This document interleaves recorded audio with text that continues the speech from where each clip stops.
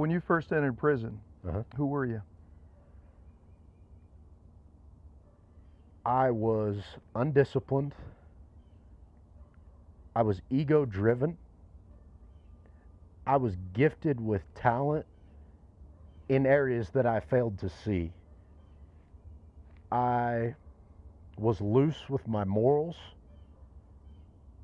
I had a lack of integrity. I was driven, but I was selfish.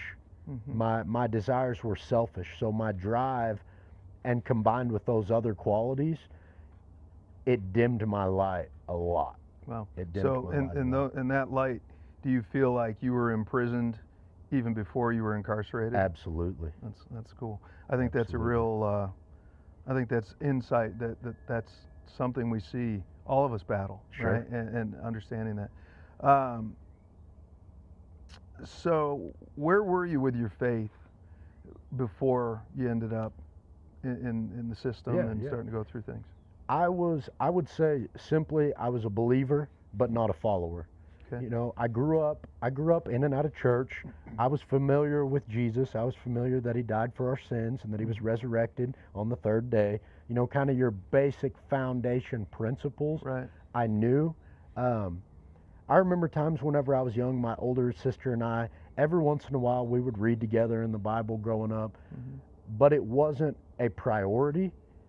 And the words in the Bible were, in my mind, I don't want to say hollow, but they were more of a cliche. Sure. They were more of a cliche than like, hey, apply these things, learn these skills, and actually apply them. It's a guide. And I didn't understand that at the time. Okay.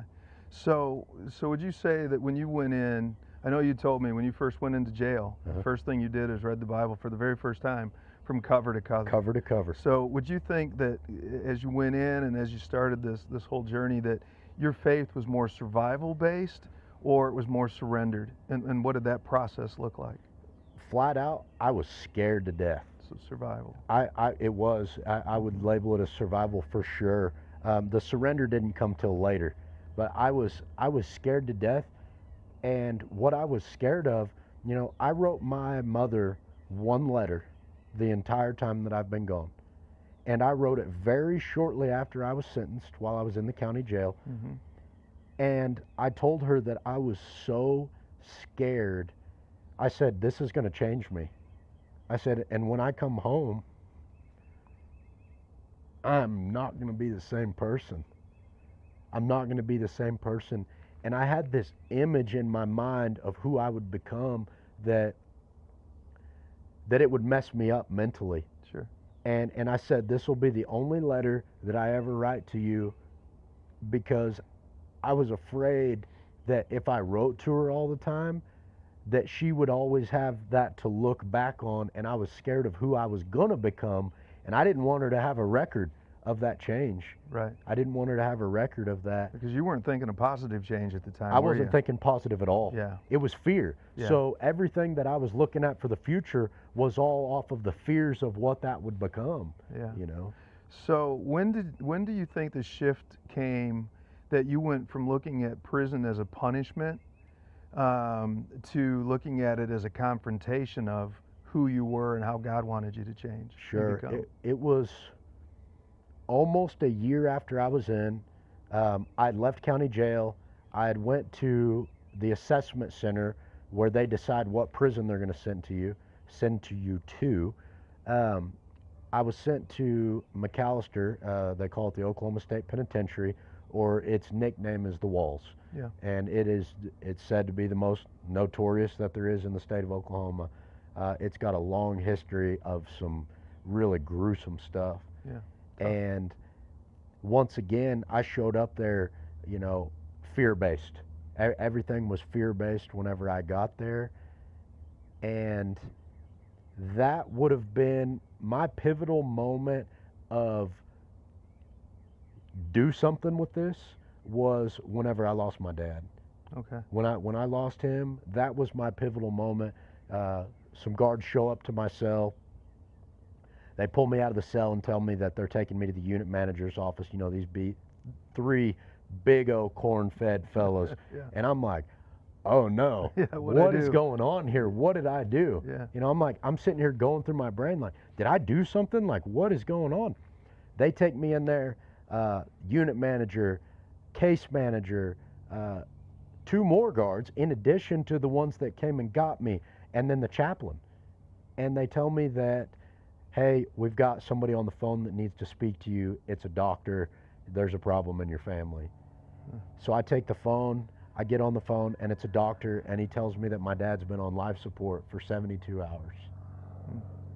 And that I needed to make a decision on what to do.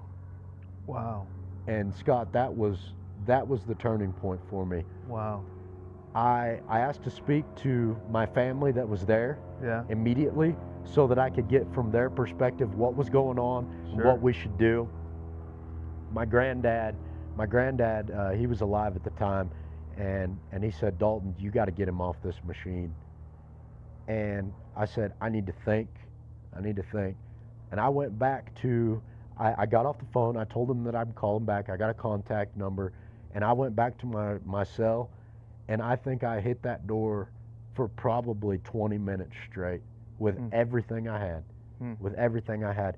And this is an example of the lack of control Right. of my emotions at this time. And after I got done beating on that door, I felt like I had released enough to where now I can think. Okay. And so I put thought to it for maybe 30, 45 minutes. And I called the guard back, and I went back in there, and I told him to take my dad off the life support. I prayed over him. That was one thing from reading that Bible cover to cover in county that I had captured, and I had understood that if he's not in a position to ask for forgiveness, I have the opportunity to stand in place for him. Wow. Because at that point, I couldn't bear the thought of him not obtaining everlasting life, you know? Wow. So I prayed over him, and they took him off life support. And it was at that moment that I knew that I've got to use this time as best as I can. That's amazing. And that was it.